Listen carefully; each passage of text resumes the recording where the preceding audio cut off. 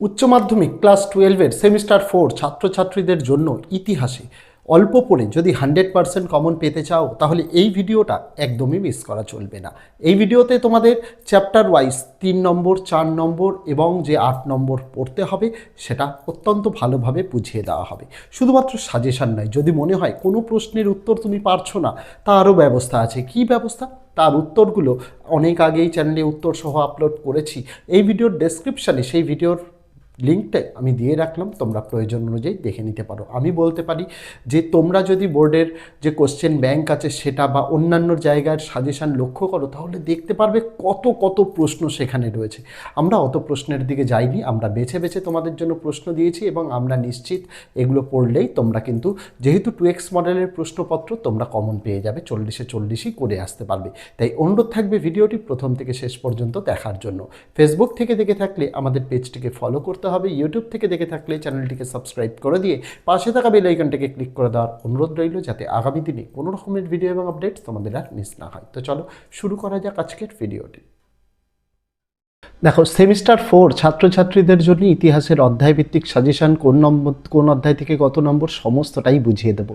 বোর্ডের নমুনা প্রশ্নপত্র যদি দেখো না, এত প্রশ্ন, ওখানে এত প্রশ্ন তোমরা নিজেরাই তোমাদের মাথা গুলিয়ে যাবে। সেই জায়গায় দাঁড়িয়ে আমি তোমাদের জন্য অনেক কম প্রশ্ন নিয়ে এসেছি।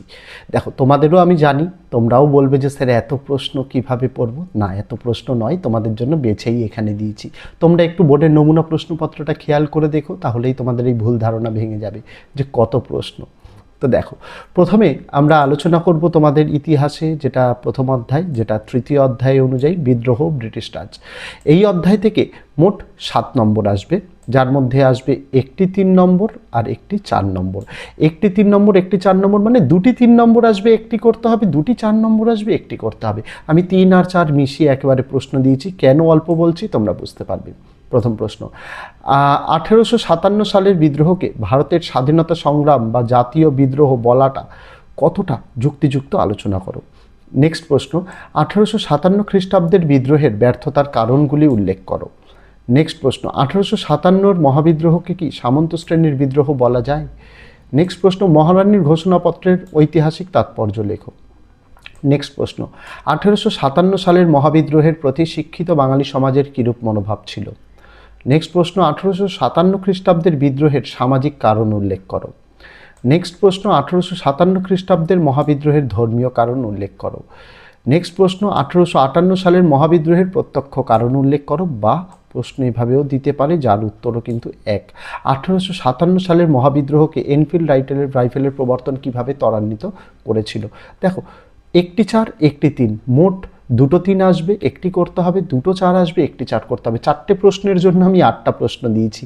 তো কম কেন বললাম বুঝতে পেরেছো? চলে যাব সব থেকে তোমাদের বড় অধ্যায়। কেন বড় অধ্যায়? এই যে চতুর্থ অধ্যায়, জাতীয়তাবাদ ও বিচ্ছিন্নতাবাদ, এই অধ্যায় থেকে 19 নম্বর পরীক্ষায় আসবে। 19 নম্বরের জন্য কি কি প্যাটার্নটা? একটি 3 নম্বর আসবে, অর্থাৎ দুটো 3 নম্বরের প্রশ্ন আসবে, একটি করতে হবে, দুটি 4 নম্বরের প্রশ্নের উত্তর করতে হবে, অর্থাৎ 4টে 4 নম্বরের প্রশ্ন আসবে, দুটি 4 নম্বরের উত্তর করতে হবে, আর একটি 8 নম্বরের উত্তর করতে হবে, মানে দুটি 8 নম্বরের প্রশ্ন আসবে, একটি 8 নম্বরের প্রশ্ন করতে হবে। অর্থাৎ এখান থেকে তোমাদের মোট 8টি প্রশ্ন আসবে। তার মানে বুঝতে পারছো কত ইম্পর্টেন্ট অধ্যায়। একটু তো প্রশ্ন বেশি হবে এই অধ্যায়ে। প্রথমে 3 আর 4 নম্বরের জন্য যে প্রশ্নগুলো পড়তে হবে, প্রথম প্রশ্ন, দ্বিজাতি তত্ত্ব বলতে কি বোঝো? নেক্সট প্রশ্ন, থিওডর বেক কে ছিলেন? নেক্সট প্রশ্ন, মোহাম্মদ আলী জিন্নাহ 14 দফা দাবি পেশ করেন কেন? অথবা এই প্রশ্নটার উত্তরও এক, অথবা টিকা লেখো 14 দফা দাবি। নেক্সট প্রশ্ন, টিকা পড়তে হবে মুসলিম লীগের লাহোর অধিবেশন 1940। নেক্সট প্রশ্ন, সিমলা বৈঠক বা সিমলা ডেপুটেশন ভারত ইতিহাসে গুরুত্বপূর্ণ কেন? নেক্সট, সর্বভারতীয় জাতীয় কংগ্রেসের প্রতিষ্ঠার পটভূমি আলোচনা করো। নেক্সট প্রশ্ন, ভারতের সাম্প্রদায়িক রাজনীতির বিকাশে হিন্দু মহাসভার অবদান আলোচনা করো। নেক্সট প্রশ্ন, জাতীয় কংগ্রেসের প্রতিষ্ঠা সম্পর্কিত সেফটি ভালভ তত্ত্ব আলোচনা করো। এখানেই বলে দিই, এই সাজেশনটাই কিন্তু আমি প্রায় সরস্বতী পুজোর দিন বলাই চলে, 23শে জানুয়ারিও কিন্তু একবার আপলোড করেছিলাম, আরও একবার তোমাদের জন্য এটা কিন্তু আপলোড করা হচ্ছে। তাই এটা কেউ বলো না যে স্যার এখন পরীক্ষার একদিন আগে দিলেন। সাজেশন আমি অলরেডি 23শে জানুয়ারি সরস্বতী পুজোর দিন আপলোড করে দিয়েছিলাম, যারা দেখেনি তাদের জন্য আরও একবার দেওয়া। নেক্সট প্রশ্ন, টিকা, জাতীয় কংগ্রেসের সুরাট অধিবেশন, বা প্রশ্ন এভাবেও দিতে পারে জাতীয় কংগ্রেসের সুরাট অধিবেশন ইতিহাসে গুরুত্বপূর্ণ কেন? নেক্সট প্রশ্ন, সশস্ত্র বিপ্লবী আন্দোলনে মাস্টারদা সূর্য সেনের ভূমিকা আলোচনা করো। নেক্সট প্রশ্ন, ভারতের মুক্তি সংগ্রামের ইতিহাসে বিপিন চন্দ্র পালের অবদান আলোচনা করো। বা প্রশ্ন এভাবেও দিতে পারে, ভারতের মুক্তি সংগ্রামের ইতিহাসে লাল বাল পাল স্মরণীয় কেন, অর্থাৎ লালা লাজপত রায়, বাল গঙ্গাধর তিলক, বিপিন চন্দ্র পাল, তিনজনেরই অবদান পড়তে হবে, বা লাল বাল পাল এভাবেও দিতে পারে। আমি তিনটেই দিয়েছি, দেখো, ভারতের মুক্তি সংগ্রামের ইতিহাসে লালা লাজপত রায়ের অবদান আলোচনা করো। নেক্সট, ভারতের মুক্তি সংগ্রামের ইতিহাসে বাল গঙ্গাধর তিলকের অবদান আলোচনা করো। নেক্সট প্রশ্ন, ভারতের স্বাধীনতা আন্দোলনে অরবিন্দ ঘোষের ভূমিকা আলোচনা করো। নেক্সট প্রশ্ন, বাংলায় সশস্ত্র বিপ্লবী আন্দোলনে অনুশীলন সমিতির অবদান আলোচনা করো। বা টিকা হিসেবেও দিতে পারি, টিকা লেখো, অনুশীলন সমিতি, একই উত্তর। নেক্সট প্রশ্ন, বাংলায় সশস্ত্র বিপ্লবী আন্দোলনে যুগান্তর দলের অবদান আলোচনা করো। বা টিকা আকারেও দিতে পারে, টিকা লেখো, যুগান্তর দল। নেক্সট প্রশ্ন, টিকা পড়তে হবে চট্টগ্রাম অস্ত্রাগার লুণ্ঠন। তারপরে টিকা পড়তে হবে আলিপুর বোমা মামলা, ইম্পর্টেন্ট। নেক্সট, সত্যাগ্রহ ধারণাটি কি, অথবা প্রশ্ন দিতেও পারে গান্ধীজির সত্যাগ্রহ আদর্শ সম্পর্কে কি জানো। নেক্সট প্রশ্ন, চম্পারণ সত্যাগ্রহ আন্দোলন সম্পর্কে কি জানো। বা প্রশ্ন এভাবেও দিতে পারে গান্ধীজির চম্পারণ সত্যাগ্রহ আন্দোলন সম্পর্কে টিকা লেখো। নেক্সট প্রশ্ন, গান্ধীজির খেরা বা খেদা সত্যাগ্রহ আন্দোলন সম্পর্কে কি জানো, অথবা টিকাও আসতে পারে খেরা বা খেদা সত্যাগ্রহ। নেক্সট প্রশ্ন, ইম্পর্টেন্ট প্রশ্ন, গান্ধীজি অসহযোগ আন্দোলন মাঝপথে প্রত্যাহার করেছিল কেন। বা টিকা আসতে পারে চৌরি চৌরার ঘটনা কি। নেক্সট, আইন অমান্য আন্দোলনে নারীদের ভূমিকা বা অবদান আলোচনা করো। বা প্রশ্ন এভাবেও দিতে পারে আইন অমান্য আন্দোলনে নারী সমাজের অংশগ্রহণ সম্পর্কে আলোচনা করো।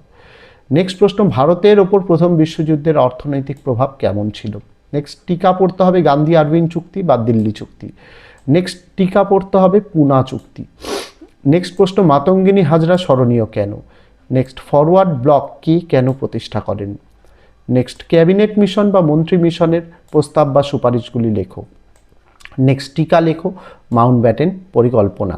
30টা দিয়েছি, 3 এবং 4, সিলেবাস তো অনেক বড়, আর এখান থেকে তোমাদের 3 আর 4 নম্বর মিলিয়ে মোট যদি দেখো তাহলে কিন্তু মোট 6টা প্রশ্ন আসবে। 6টা প্রশ্নের জন্য 30টা করতেই হবে, কারণ সিলেবাসটা অনেকটা বড় তোমাদের এই তোমাদের এই চতুর্থ অধ্যায়ের।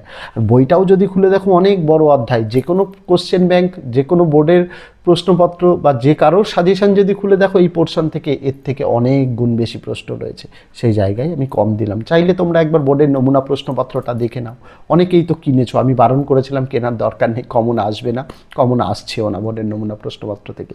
তো সেই জায়গায় দাঁড়িয়ে আমি তোমাদের যেটা বলছি মেনে চলো, ভালো রেজাল্ট হবে। তারপরে 8 নম্বর, এখান থেকে 2টো 8 নম্বরের প্রশ্ন আসবে, একটির উত্তর করতে হবে। দেখো, প্রথম প্রশ্নটা খুব ইম্পর্টেন্ট, আলিগড় আন্দোলনের প্রেক্ষাপট ও কর্মসূচি উল্লেখ করো। বা প্রশ্ন দিতে পারে আলিগড় আন্দোলনের একটি সংক্ষিপ্ত বিবরণ দাও। এইখানেই দিতে পারে স্যার সৈয়দ আহমেদ খানের ভূমিকা। একই, কিন্তু একই প্রশ্ন, একই উত্তর, ঠিক আছে। নেক্সট প্রশ্ন খুব ইম্পর্টেন্ট, ভারত ছাড়ো আন্দোলন সম্পর্কে যা জানো লেখো। একই সাথে এই আন্দোলনে মহিলাদের অংশগ্রহণ সম্পর্কে সংক্ষিপ্ত আলোচনা করো। বা প্রশ্ন এভাবেও দিতে পারে, যার উত্তর 1942 খ্রিস্টাব্দের ভারত ছাড়ো আন্দোলন সম্পর্কে একটি নিবন্ধ লেখো। নেক্সট প্রশ্ন, গান্ধীজির নেতৃত্বে পরিচালিত অহিংস অসহযোগ আন্দোলনের পরিচয় দাও, এই আন্দোলনের গুরুত্ব লেখো। বা প্রশ্ন এভাবেও দিতে পারে, অহিংস অসহযোগ আন্দোলন সম্পর্কে একটি নিবন্ধ লেখো। নেক্সট প্রশ্ন ইম্পর্টেন্ট, 1946 খ্রিস্টাব্দের নৌ বিদ্রোহের কারণ ও গুরুত্ব মানেই ফলাফল, আলোচনা করো। নেক্সট প্রশ্ন ইম্পর্টেন্ট প্রশ্ন, গান্ধী সুভাষ পর্বের সাপেক্ষে ভারতের স্বাধীনতা সংগ্রামে STS তত্ত্ব বলতে কি বোঝো। আর নেক্সট প্রশ্ন, ভারতের স্বাধীনতা সংগ্রামী সুভাষচন্দ্র বসুর অবদান আলোচনা করো। 2টো 8 আসবে, মাত্র 6টা দিলাম তার জন্য তোমাদের। চলে যাব নেক্সট অধ্যায়, সংবিধান প্রণয়ন।